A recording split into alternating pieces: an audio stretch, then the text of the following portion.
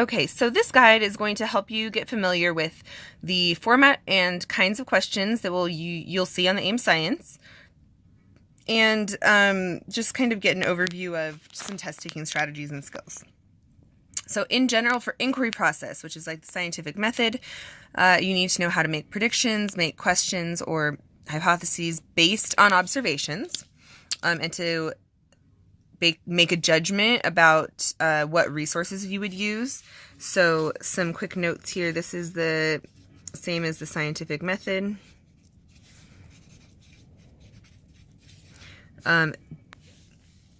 Based on observations is really important. We also call that evidence.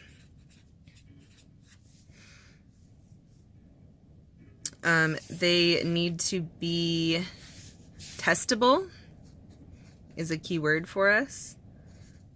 Testable hypotheses. That's what makes it a scientific question.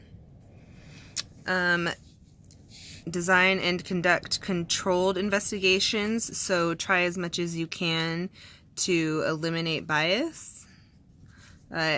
Figure out how to make an experiment better. Analyze the results of an experiment to explain possible ideas, get ideas for future research, and then tell other people what you found out. Okay, so this sample question has some words at the top, number 1. But before we even read the question, I'm actually going to have us look at the answer choices and see if we can figure out a difference. So sometimes looking for differences in answer choices is going to help us know what to think about and help us understand the question even. So here, what I can see is 4 pictures that look basically the same, except for 2 things. One is this corker. 2 of them have a cork in the top of this test tube, and then how they're holding it. 2 of these pictures have them holding it with their fingers, and 2 pictures have them holding it with tongs. So one thing I should keep in mind is questions sometimes ask you for what is correct. Sometimes they ask you for what is incorrect. That's what I'm going to focus on when I read the question. I'm assuming it's asking me something about what is different about these pictures. So I'm going to focus on, do they want what we should do or what we shouldn't do? So it says, a student must heat the contents of a test tube. Which of the following shows the correct technique the student would use to heat and hold the test tube while it is in the hot water bath? So emphasis there is going to be on the fact that we are looking for the correct technique, not the incorrect technique. So even let's say that I don't know the correct answer. I'm just going to think about what I do know in life. And just logically, they probably don't want me to hold this with my bare hands. Especially because I do remember learning in science class that this thing is called a test tube holder. If that's its name, they probably want me to hold a test tube with it. So now I only have to choose between a cork or no cork. And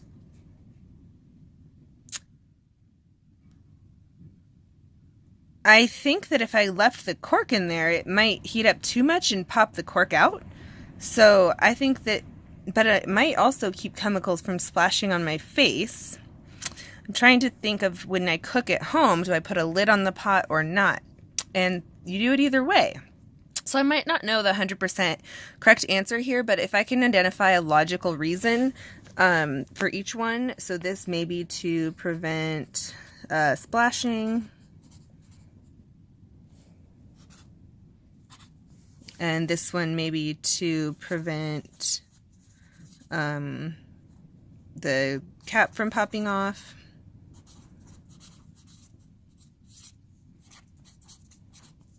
And then I'm going to maybe think about that, because remember they said this is not a time test. So I'm going to actually just see if I can work my way to the correct answer.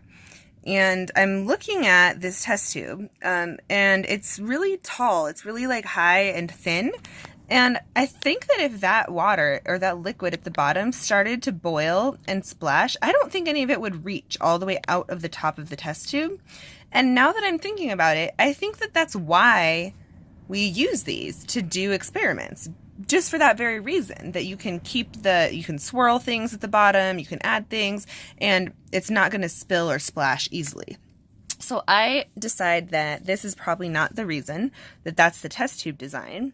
And, also if the whole point of this is to prevent splashing and the cap does pop off, then I'm going to have splashing anyway. So that might not be the best idea.